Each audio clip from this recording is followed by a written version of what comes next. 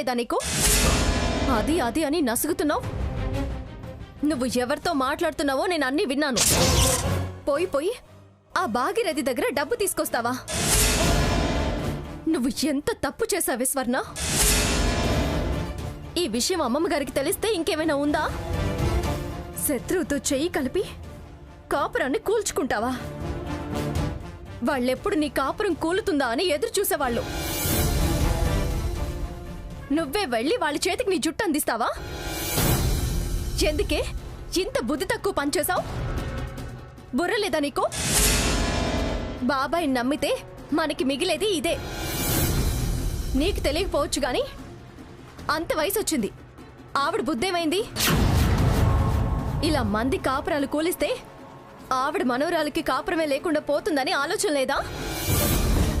ఆవిడ్ని నిన్ను అని ప్రయోజనం లేదు. వెళ్ళి ఆవిడ గారు అంతు చూస్తాను. నీ కాపురంలో నిప్పులు పోయాలని చూసిన ఆవిడ గారి మీద నిప్పులు పోసొస్తాను. జన్మలో మళ్ళీ ఇలాంటి పనులు చేయకుండా బుద్ధి చెప్పొస్తాను. వయసుకు తగ్గ పనులు చెయ్యి, అంతేగాని ఇలా సంసారాలు పాడు చేసే పనులు చేయకుండా చేసొస్తాను. అక్క అక్క అక్క నేను చెప్పేది విను. ఓ బావలు మీరేం చేస్తారు? రాండి డాన్స్ చేద్దాం. రా బావా.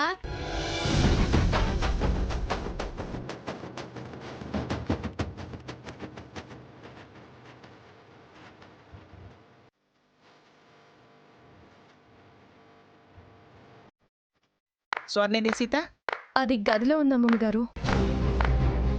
ఇక్కడ వీళ్ళు దీవించడానికి వస్తే అది గదిలో ఏం చేస్తుంది? అదిగో వచ్చింది. ఈ అరుపులకి వీళ్ళ గోలకి తలనొప్పి వచ్చింది. ఇంతకన్నా ఎక్కువగా మనమే అరుచుకున్నాం.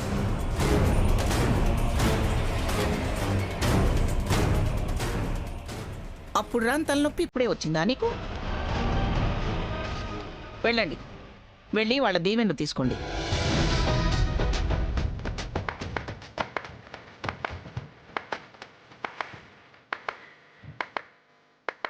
మగపిల్లోడు తండ్రి చేతుల్నే ఉండాలి. ఇవో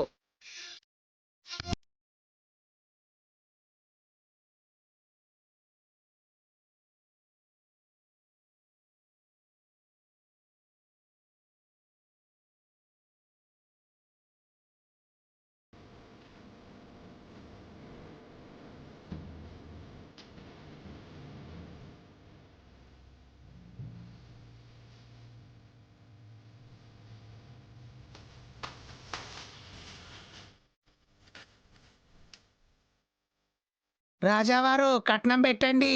నేను ఇచ్చాను కదే. అది మునిమనవడి కట్నం తల్లి. తండ్రి కట్నం ఇవ్వాలి.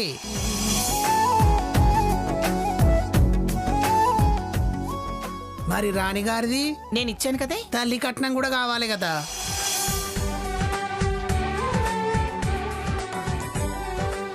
మరి పెద్ద బావగారిది లెక్క పెడతావేంది బావా? మొత్తం ఇయ్యి. మంగమ్మ తల్లి, ఎప్పుడు ఈ ఇల్లు ఇలాగే కలకల్లాడుతుండాలమ్మా.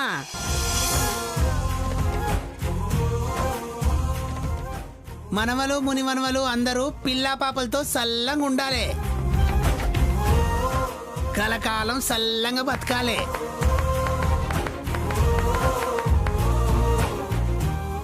వస్తాం బావలు, ఎల్లొస్తాము. తాత బావా ఎల్లొస్తాం.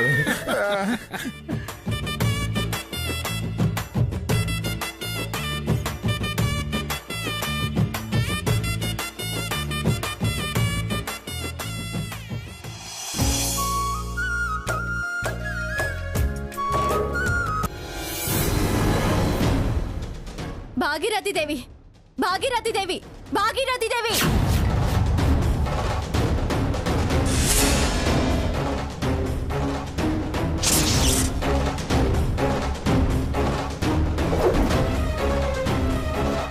తప్పమ్మా, అమ్మమ్మ గారు అనాలి. ఆవేశం ఆరోగ్యానికి మంచిది కాదు. ఏం సీతామహాలక్ష్మి, అనుకున్నాను నువ్వు వస్తావని. బావున్నావా? కాళ్లల్లో కట్టెలు పెట్టి రెక్కలు పట్టుకుని లేపినట్టు బాగున్నావా అని అంత బాగా అడుగుతున్నావు. ఇంత వయసు వచ్చింది, కాస్తైనా సిగ్గులేదా నీకు? దేనికమ్మా అంత ఆవేశం?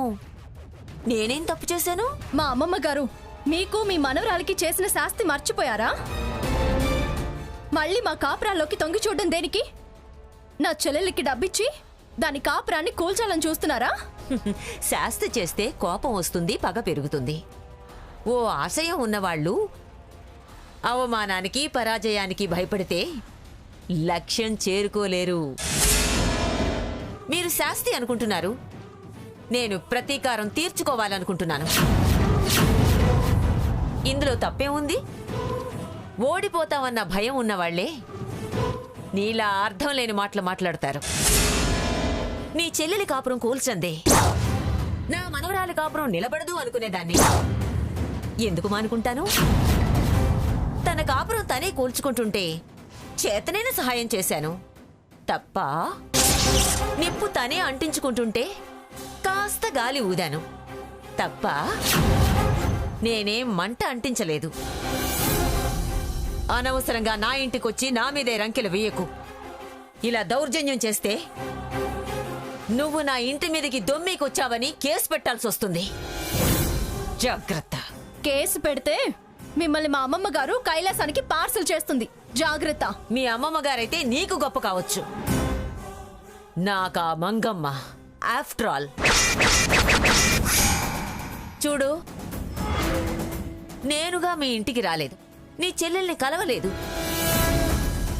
అదే నీ బాబాయిని వెంటేసుకొచ్చి సాయం చేయండి, నన్ను ఆదుకోండి, నేనా నరకంలోంచి బయటపడాలనుకుంటున్నాను, ఆదుకోండి అని కన్నీళ్లు పెట్టుకుంటుంటే పాపం ఆడపిల్లని జాలిపడి సాయం చేశాను.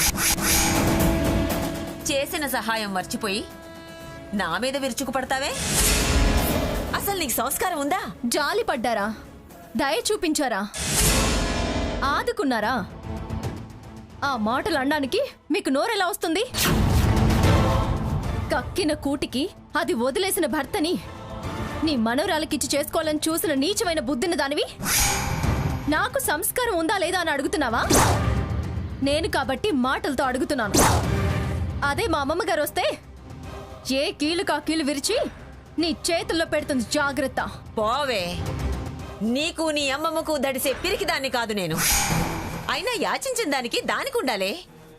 భయం భక్తి కాపురం అని నువ్వెవరే నన్ను అడగడానికి? సంసారం చట్టుబండలు చేసుకోవాలని చూసిన దాన్ని అనాలి గాని నన్నంటావంటే? సిగ్గులేని చెల్లెలి చెంపలు వాయించాలి గాని నా మీద నోరు పారేసుకుంటావే? నీకు చేతనైతే దాన్ని కంట్రోల్ చేసుకో. ధైర్యం ఉంటే వెళ్ళి నా దగ్గర నీ చెల్లెలు ముష్టెత్తుకొచ్చి నీ మొహాన డబ్బు కొట్టాలని చూసిందని అదే మీ అమ్మమ్మ ఆ మంగమ్మతో చెప్పు.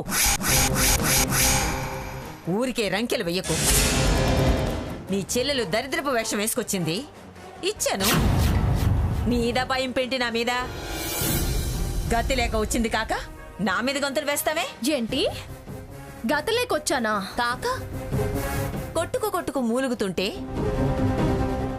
సరదాగా 15 లక్షలు ఎందుకు తీసుకుంటుంది ఇక్కడికొచ్చి? మీరెంత? మీ 15 లక్షలెంత? అదేదో తెలిసి తెలియక తప్పు చేస్తే అన్ని తెలిసిన మీరు కావాలని ఇచ్చి దాని కాపురంలో చిచ్చు పెట్టి ఆ చిచ్చు ముందు మీ మనవరాలి మెళ్ళో తాళి కట్టించాలని చూసే మీరు మా అర్హతల్ని వెక్కిరించే వాళ్ళ? వెక్కిరించే అవకాశం ఇచ్చింది మీరే. చూడు, నీకంత పౌరుషం రోషం ఉంటే వెళ్ళవే. వెళ్ళి అది పట్టుకెళ్ళిన 15 లక్షలు గంటలో నాకు తెచ్చివ్వు. లేదా నీతో పాటు నీ చెల్లెల్ని తీసుకొచ్చి నా కాళ్ళ మీద పడేయి. ఈ విషయం మంగమ్మకు తెలియకుండా నేను కాపాడతాను. ఏంటి నువ్వు కాపాడేది? గంట కాదు, అరగంటలో నీ డబ్బు నీ మొహాన్ని కొడతాను. అప్పుడు నువ్వు చెప్పడం కాదు, నీ సంగతి మా అమ్మమ్మ గారే వచ్చి చెప్తారు. తట్ట బుట్ట సర్దుకుని రెడీగా ఉండండి.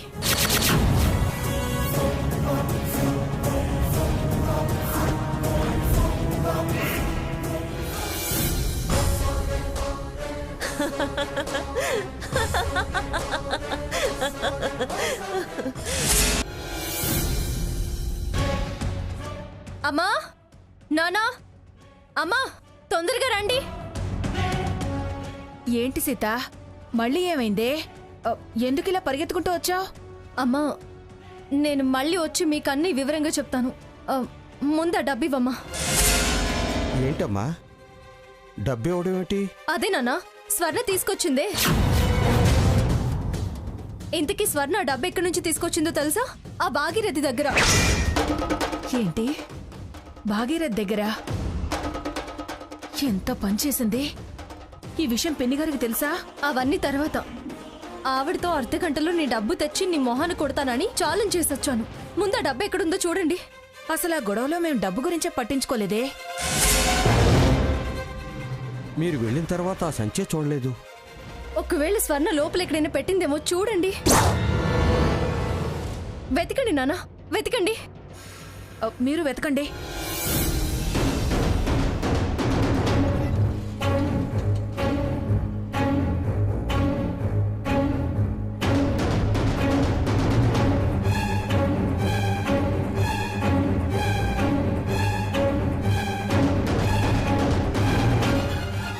అమ్మా ఏంటమ్మా డబ్బు ఎక్కడే కనిపించడం లేదు. ఏమైనట్టు? ఏమోనే, అది కోపంగా లోపలికొచ్చిందే కాని ఆ సంచి తెచ్చినట్టులేదే. నా గుండె అవిసిపోతుందే. ఒకటా రెండా 15 లక్షలే. ఎలాగే ఇప్పుడు? మనమందరం మన పంచాయతీలో ఉండిపోయాం. ఖచ్చితంగా ఆ డబ్బు ఎవరో లేపేసినట్టున్నారు. అంతే అయి ఉంటుంది. ఎలాగమ్మా ఇప్పుడు? అయ్యో అయ్యో, ఎవరి పని అయింటుందో ఏమో. మళ్ళీ మన చావుకొచ్చిందే. భగవంతుడా, ఎందుకయ్యా మమ్మల్ని ఇలా ఏడిపిస్తున్నావు? ఏ జన్మలో నీకు ఏం పాపం చేశాను తండ్రి? అసలు ఇది ఆ భాగీరథి దగ్గర డబ్బు తీసుకురావడమే తప్పు. అది పోయిందని తెలిస్తే ఇంకా పెద్ద తప్పు అవుతుంది. ఆవిడ 2 వక్కలు తీసి అవతల పారేస్తుంది. ఎలాగండి? ఎవరు తీశారని ఎవరిని అడుగుతాం? ఆడుతూ పాడుతూ పని చేస్తంటే అలుపు సొలుపేమన్నది. నాన్నా ఒకవేళ బాబాయ్ అన్నయ్య మొత్తానికి కథ సుఖాంతం అయింది. మరి నేను వస్తాను అన్నయ్య. అరే వాన పడుతుంది కదా. అమ్మమ్మమ్మ, పొలాలు మునిగిపోతానే, వర్షం వస్తుంది. రేపు ఎవరికి ఉంటే పంట నాశనం అయిపోద్ది. వెళ్తానన్నయ్య, వదిలితో చెప్పు. వస్తానన్నయ్య.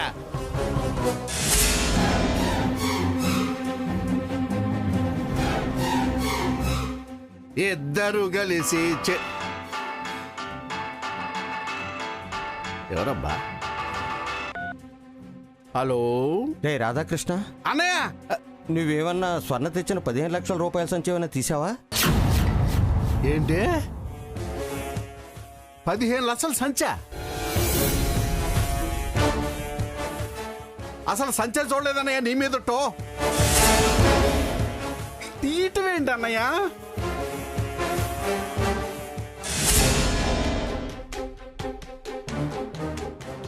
శకుంతలా, శకుంతలా, ఏ తలుపుతే ఆకలేస్తుంది. వస్తున్నాను, ఆగండి.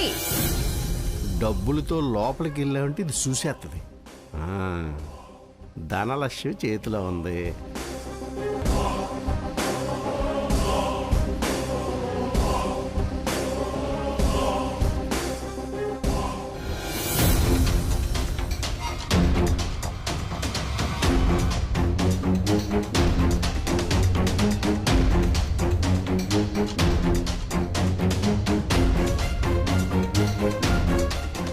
ఇప్పుడు వర్షం వస్తే లక్ష్యం తల్లి తడిసిపోద్దే.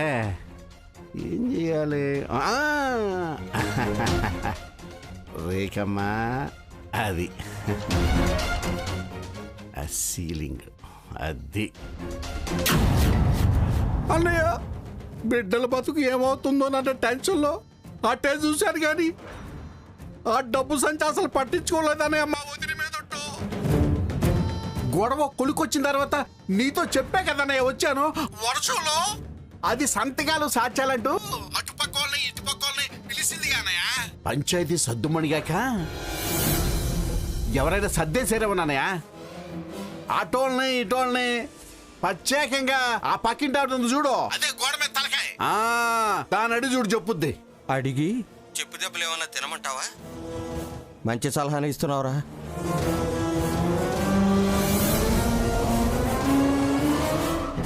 ఎలాగమ్మా? వాడు చూడనే లేదంటున్నాడు. పైగా అటోళ్ళని ఇటోళ్ళని అడగమంటున్నాడు. ఒకవేళ అది ఎక్కడైనా పెట్టిందేమో, ఉండండి స్వర్ణకి ఫోన్ చేసి అడుగుతాను.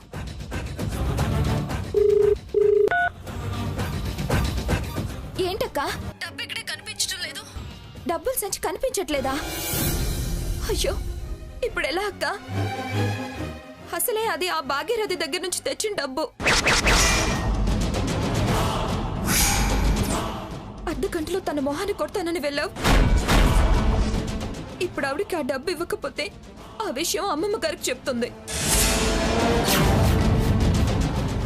నా తప్పుకు నీదే తప్పని వక్కలు పక్కకు తీస్తుంది. ఎలా అక్క? నా కోసం నువ్వెంతో కష్టపడ్డావు. ఇప్పుడెలా? నా తప్పు నీ జీవితానికి కష్టం కలిగించేలా ఉందే. అయ్యో, నా మూలంగా నువ్వు ఇబ్బందులు పాలవ్వాల్సి వస్తుంది. ఆ పరిస్థితిలో అన్ని రోజుల టైంలోనే ఎక్కడ దొరక్క ఆవిడ గడప తొక్కాల్సి వచ్చింది. ఇప్పుడు నువ్వు గడప దాటాల్సిన పరిస్థితి నా వల్లే వచ్చేట్టుంది. ఎలా అక్క? ఇప్పుడు అంత డబ్బు ఎక్కడ తేగలం? అంత డబ్బు ఎక్కడ తేగలం? ఎలా ఆ భాగీరథకి ఇవ్వగలం? నన్ను క్షమించక్క. క్షమించడం అటుంచవే, ఆ భాగీరథి నోరు మోయించడం ఎలా? ఇవ్వకపోతే ఆవిడ ఖచ్చితంగా అమ్మమ్మ గారికి చెప్తుంది. అదే భయంగా ఉంది. ఆ భాగీరథి నోరు మోయించాలంటే డబ్బు కట్టడం తప్ప వేరే దారి లేదు. ఎవరు ఆ సంచి ఎత్తుకెళ్లారో వాళ్ళ చేతులు ఇరికిపోను. శాపనార్థాలు తర్వాతే, ముందు గండం నుంచి ఎలా బయటపడాలో నన్ను అడిగితే నేనేం చెప్పగలను? నా కర్మ నీకు శాపం అవుతుంది. నన్ను ఉద్ధరించాలని చూసిన నువ్వు చిక్కుల్లో పడుతున్నావు అక్క.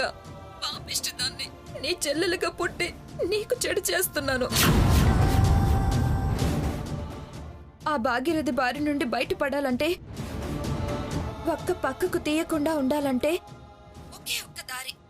నేనే అర్జెంటుగా అమ్మమ్మకి విషయం చెప్పేస్తాను.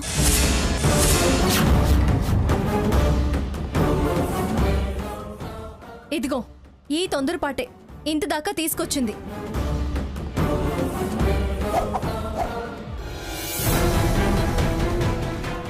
కాస్త నన్ను ఆలోచించుకోనివ్వు. నేను వచ్చేదాకా నువ్వు ఈ విషయం ఎవరికి చెప్పకు.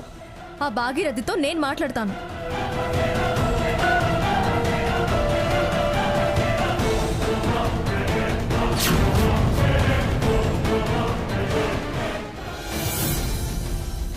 అయిపోయింది, అంతా సర్వనాశనం అయిపోయింది. సర్దుకుపోయింది అనుకున్నంతసేపు పట్టలేదు, మళ్ళీ ఈ సమస్య వచ్చి పడింది. నానా, ఈ ఇల్లు నా పేరునుంది కదా. ఈ ఇంటి పేపర్స్ పట్టుకెళ్ళి ఎవరైనా డబ్బిస్తారేమో కనుక్కుందామా? ఇప్పటికిప్పుడు అంత డబ్బు ఎవరిస్తారమ్మా? ఈసీలు అంటారు, లింక్ డాక్యుమెంట్లు అంటారు, చాలా చాలా ఆరాలు తీస్తారే గాని అంత తేలిగ్గా డబ్బు ఎవరమ్మా? ఎవరూ ఇవ్వాల్సిన పని లేదు వదినా. ఆ డబ్బు నేను తీసుకొచ్చాను, పద. ఆ భాగీరథి మొహాన్ని కొడదాం. సాకేత్, నువ్వు నీకు ఈ విషయం ఎలా తెలిసింది? అదంతా తర్వాత మాట్లాడుకోవచ్చు. ఆ భాగీరథి మళ్ళీ గ్రానికి చెప్పేలోపు ఆవిడ నోరు మూయించేద్దాం. లేట్ చేయొద్దు. మామయ్య వెళ్ళొస్తాం. అలాగే బాబు. పదొదినా, రా. వెళ్ళొస్తామమ్మా. మంచిదమ్మా, జాగ్రత్త.